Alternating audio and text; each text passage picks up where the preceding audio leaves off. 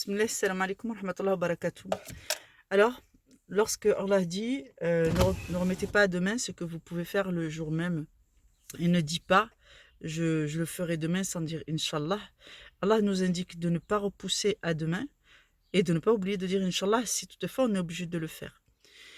Ici, il y a deux dimensions à cet ordre qu'Allah nous donne.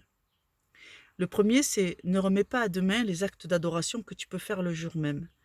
On n'est pas juste dans le fait de quelqu'un qui fait la prière et qui repousse à tout à l'heure, à 10 minutes, à 5 minutes, puis j'étais trop fatigué, je le ferai avant l'aube et ainsi de suite. On n'est pas dans cette dimension, mais même si ça fonctionne dans cette dimension, d'accord, il ne faut pas reporter sa prière, il faut essayer de la faire dans l'heure. Si tu ne peux vraiment pas la faire dans l'heure, tu la fais dans les interstices, c'est-à-dire avant la prochaine prière, c'est le temps de la prière. Le temps de la prière se situe entre l'heure où la prière arrive, c'est l'heure, et cette heure continue à être recevable pour faire la prière jusqu'à la prochaine prière. Quand la prochaine prière rentre dans son heure, c'est l'heure de la prochaine prière, il n'est plus temps de faire la prière qui la précède. Donc, il faut être vigilant sur ces points. Mais globalement, qu'est-ce que ça veut dire? Ça veut dire que tout ce qui touche aux actes d'adoration, tout ce qui touche à l'islam, tout ce qui touche à l'islam, et quand je dis islam, je parle, moi quand je dis islam, je parle de l'adoration d'Allah selon le Coran et la Sunna, mais ceci inclut les gens du livre, ça inclut les gens qui suivent Isa alayhi salatu salam, et ça inclut les gens qui suivent les enseignements qu'il y a dans la Torah, et qui sont toujours valables, et qui sont toujours recevables, même si les gens les ont déformés, ne les tiennent plus. En somme, tous ceux qui adorent Allah selon le livre, qui inclut tous les livres, eh bien ceux-là sont appelés à ce commandement. Ne repoussez pas les actes d'adoration, le culte d'Allah, en vous disant je le ferai plus tard, je le ferai demain, ou je le ferai quand je serai plus vieux, ou quand je serai plus à l'aise dans ma vie, ou quand j'aurai plus d'argent, ou quand je serai moins malade, ou quand je serai moins affligé. Tout ce qui concerne l'adoration d'Allah ne doit pas être reporté. Si vous avez l'âme d'un croyant, eh bien vous devez vous enquérir de votre religion, vous devez exercer la pratique. Il n'y a pas de petits actes d'adoration. Tout ce que vous faites au nom de Dieu, pour satisfaire Dieu, est un acte d'adoration. Ne les repoussez pas en vous disant plus tard dans quelques années, je serai mieux. Donc, si toutefois il y a quelque chose que vous voulez faire comme une zakat surérogatoire et que vous dites oh j'aimerais bien faire une zakat mais aujourd'hui je ne peux pas, si vous la reportez parce que vous n'avez pas trouvé d'indigent à qui donner ou de vous organiser pour faire cette zakat, dites Inch'Allah et ne soyez pas négligent avec ce commandement s'il vous plaît. Ensuite, ça c'est pour la première partie. La deuxième partie c'est l'homme est prompt. Lorsque ne faites pas les choses avec empressement et donc prenez le temps de la réflexion.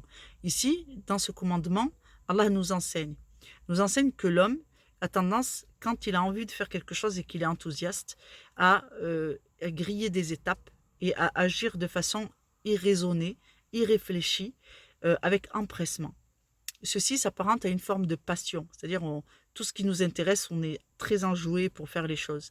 Et ici, Allah vous demande d'avoir de la réserve, d'avoir de la retenue pour laisser le temps de la réflexion, de maturer votre réflexion et votre être, de questionner sur le plan spirituel les intentions et comment vous voulez organiser votre bon comportement, Inch'Allah, pour satisfaire Allah au mieux, sans oublier de votre intérêt dans le sens où vous ne devez pas vous léser, vous avez une part dans ce que Allah demande.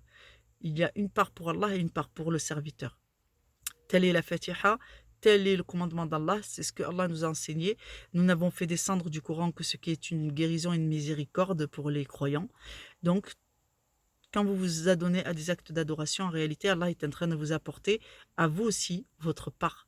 Donc vous avez une part dans ce monde, mais c'est la part de religion et le bien qui est contenu dans les actes d'adoration.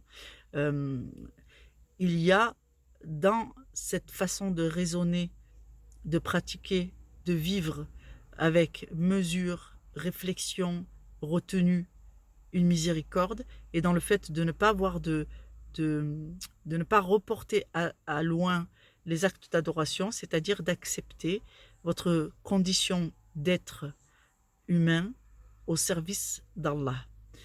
Rappelons qu'Allah nous a enseigné qu'il ne nous a créés que dans le but que nous lui vouions un culte et que le fait d'exister est déjà une pratique de ce culte. C'est-à-dire que le commandement est à l'œuvre. Nous existons parce qu'Allah l'a décrété afin que nous puissions l'adorer. Le fait d'exister, de respirer, de dormir, de vivre est une part de ce commandement qu'Allah s'est accordé à lui-même. Donc ici, ce n'est pas nous qui avons œuvré pour ce point de départ, c'est Allah. Donc à lui en revient tout le mérite. Le mérite qui revient à l'être humain, c'est la part de libre arbitre. Consens-tu à adorer Allah? Voilà le mérite qui revient à l'être humain. Lorsque dans l'épreuve, tu es sollicité et que ton contexte, le contexte difficile, te dissuade d'adorer Allah, à qui obéis-tu? Obéis-tu au commandement d'Allah en restant soumis dans ton adoration ou acceptes-tu de trahir tes engagements avec Allah? C'est ici que tout le mérite du serviteur réside en islam. Donc l'intention dans le libre arbitre et l'exécution, c'est-à-dire le fait de s'imposer à soi-même la discipline qu'Allah nous a souhaité pour nous améliorer, pour nous embellir. Voilà ce que j'avais à dire sur le sujet. L'homme éperon est très empressé, donc il faut être vigilant de prendre le temps de la réflexion, la mesure, questionner Allah, faire les prières qui nécessitent, qui sont nécessaires en tant qu'acte d'adoration. Le fait de se retenir, de s'abstenir d'être dans la compulsion est un bienfait pour nous et Allah nous le rappelle. Et d'autre part, de ne pas reporter à demain les actes d'adoration tels qu'ils soient, ou dans la mesure du possible, si vous n'avez pas le choix, pour certains actes d'adoration, pour certaines tâches, ne serait-ce que de nettoyer sa maison, de prendre soin de soi, qui sont aussi des actes d'adoration, si vous les reportez, dites Inch'Allah. Qu'Allah vous bénisse. Assalamu alaikum wa rahmatullahi wa barakatuh.